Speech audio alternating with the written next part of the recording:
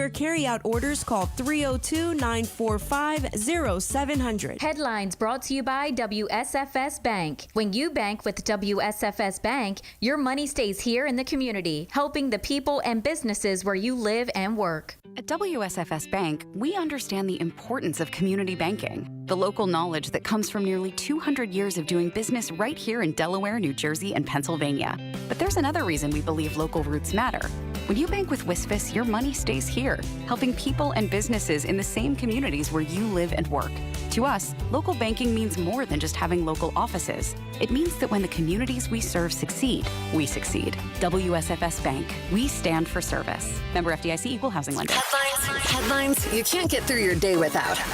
On Power 101.7. All right, 6:37. A lot of stuff going on this morning. Jess, what you got? All right, here we go. So President Biden announced yesterday that the U.S. is forming a new Indo-Pacific security alliance with Britain and Australia. British Prime Minister Boris Johnson and Australian Prime Minister Scott Morrison joined Biden virtually by video to announce the AUKUS alliance, which will allow for greater sharing of defense capabilities and include sharing information in areas including artificial intelligence, cyber, and underwater defense. The leaders say that they would be moving to develop nuclear-powered submarines for Australia, although none of them mention China. Biden has sought to refocus U.S. foreign policy on the Pacific, and the AP notes that Beijing is likely to see the new alliance as a provocative step. However, a senior administration official said that before the announcement, it wasn't aimed at any one country. Okay. Also, a Food and Drug Administration advisory panel will meet tomorrow to discuss whether there's enough evidence to advise that a booster shot of Pfizer's COVID-19 vaccine is safe and effective, which would be an initial step if deciding if Americans should get a booster. If the FDA, which isn't required to follow the panel's advice, does decide that a booster is safe and effective, the CDC would then have to decide who should be eligible to get it. The CDC has scheduled a meeting of its own next week. Moderna also asked the FDA to allow a booster dose of its vaccine as well. All right, so as soon as we find out more info on all that, we'll fill you in. And the U.S. Capitol Police, I'm sure you've heard about this. The story has been trending. It has now asked the Pentagon to please put the National Guard on standby in case it's needed for the rally that's coming up this Saturday in support of those arrested and charged in the January 6th attack on the Capitol. Okay, so they broke into the Capitol. They smashed windows. They went in. They charged. They went in, the senators' offices and all that. Mm-hmm. And these people want to go out there and try to support It's a rally. Support the criminals. Yeah, that they have. Unbelievable. Yep. And also in preparation for this rally, the fence that was put up around the Capitol after the attack, it did remain there for weeks. And no, it wasn't there because people were getting arrested. I know. And it they wasn't didn't there want them to be able to jump over the fence and because get out it and all was that. a new jail, and No. it wasn't there because the military was going to come in and arrest the president and all that. It wasn't. I just want to make that clear. Phil wants to clear that up. I wasn't there because of some big conspiracy lie. Okay, just want to let you guys know that. Well, that fence Okay, is actually being reinstalled. for Saturday. Yeah. Okay. Yeah, they said that it's going to take about 24 hours for them to put it up. They started putting it up yesterday. The Justice for J6 rally outside of the Capitol has been organized by somebody named Matt Braynard, and a 2016 campaign staffer for former President Donald Trump. Braynard said that there's not going to be any violence at this event. Okay. All right. And I wanted to do this story, if you don't mind, because I think this should be like a movie. Okay. But this is just unbelievable. But after the reported revelations Tuesday for an upcoming new book that General Mark Milley, the chairman of the Joint Chiefs of Staff, called his Chinese counterpart in the final months of former President Donald Trump's term to provide reassurance that the U.S. wouldn't attack China, and even said he would warn him in the event of an attack, Milley on Wednesday defended his actions because apparently former President Donald Trump came out and called him a dumbass and said that he should be tried for treason and all that. Yes. For You did fill us in on that, yes. Yeah, well, in the final, months of President Trump's presidency, General Mark Milley was nervous that former President Donald Trump was just going to call for war and bomb Right. China or something. He said that he felt unrest. Yeah, because, with the whole situation with, coronavirus, and he was calling it the China virus, the whole thing. The whole thing. And he was nervous, and he talked to his counterparts in China and said, look, we're not going to do nothing. Just Right. want to let you know. And if we do, I'll warn you. Yeah. And there's a new book coming out, like a tell-all book or whatever. And President Trump, Well, he reached out to them more than once, right? apparently, According to this. yeah, and he came out and said, oh, well, he's a dumbass and he went over my head, and if he did do that, he should be tried for treason and all this. Okay? Well, he defended his actions, and his spokesman said in a statement that Milley acted within his authority as the most senior uniformed advisor to the president and to the security of defense, stating his calls were in keeping with these duties and responsibilities, conveying reassurance in order to maintain strategic stability.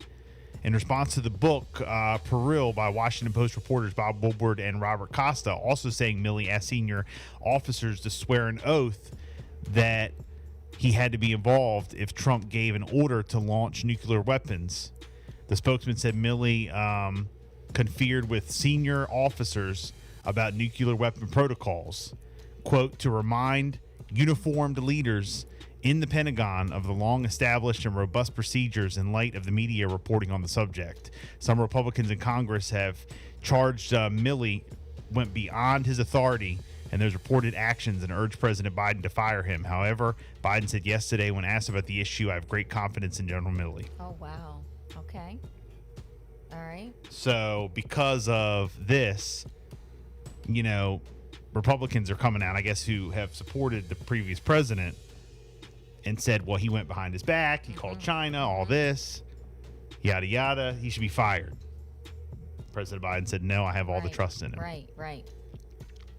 So it's interesting. It is. We have to just wait and see what's going to happen next. Yeah. But I think This is it would just be the an beginning. it would be an interesting movie. It would be. So a tell-all movie or something. But it is going to be in a book, for real. You never know. Netflix. Yeah. They're on it. Jess, you have some local stories. All right, so after a year off during the pandemic, the largest motorcycle rally on the East Coast is kicking off in Ocean City. Yes. OC Bike Fest has vendors, official merchandise, anything that a bike lover could want. There's going to be a lot of action taking place at the OC Inlet, the Convention Center, Purdue Stadium, the Harley-Davidson in Salisbury. There's going to be nights of concerts, and the event does wrap up on Sunday. So just check out all the events online if you want to, partake in all the festivities. And thoughts and prayers going out to everyone involved. I don't have all the details right now, but there was a bad accident on Route 113 southbound yesterday in front of 84 Lumber, right in that area. Tons of police, EMS, fire. There was a fire truck out there, activity.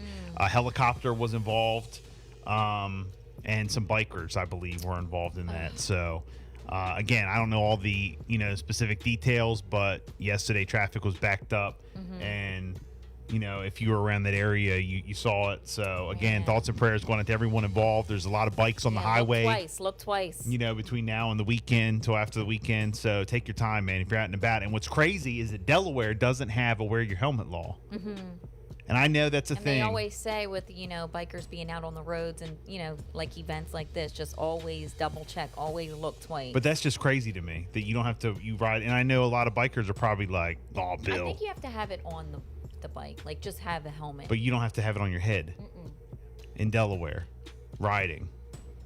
No, but And it's a thing I've heard. Like people, they ride from Delaware to Maryland, Yeah. and when they get to that line, they pull over and put their helmet on. yeah, I think the passenger does though, because when I used to get on, I would have to wear mine, but he didn't. I mean, I don't. And again, I don't know how. Yeah. I don't know for sure. I don't know how that makes sense, but I mean, that's scary. You don't have the helmet on, Yeah. so it's just crazy. Yep. Also, an investigation is underway after police say an attempted armed robbery took place on Tuesday morning in Millsboro. We are told that just before 9:30 a.m., a 67-year-old woman was loading items into her car in the driveway of her residence in Mariners Cove in their community there. An unknown man allegedly approached the victim and demanded money while pointing a gun at her. The suspect was not successful in obtaining any money and fled the area in an unknown make and model vehicle. He is described as an unknown male, a thin build, average height, and wearing a face covering. The victim was not injured in the incident. This investigation is ongoing, and police are asking anyone with any information to please call Delaware Crime Stoppers at 1-800-TIP-3333. And a large fine is making its way to a Selbyville restaurant after it's This is been a crazy found story. to have been underpaying its workers. All right, La Sierra failed to pay overtime for its workers or keep records of time punches, according to the Department of Labor, in this investigation that has now resulted in a $305,000 fine for the restaurant. $300,000 of that fine will be going to compensating the 17 employees that were often working 75 to 80 hours a week on a flat salary with no overtime or added compensation for the additional hours worked at minimum wage.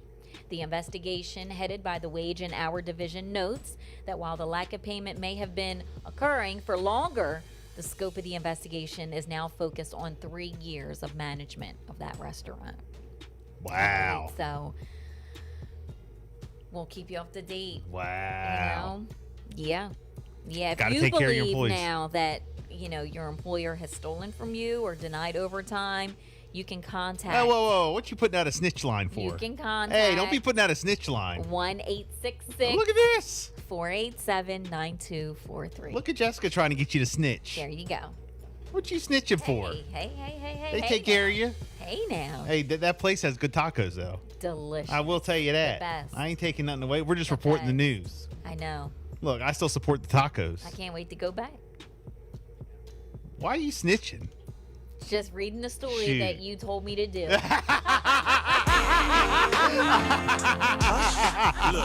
about that? Look, again, snitching. How about that? Again, God, I hate you. Snitching. Still snitching. Jessica the snitch. Good morning. Go back there.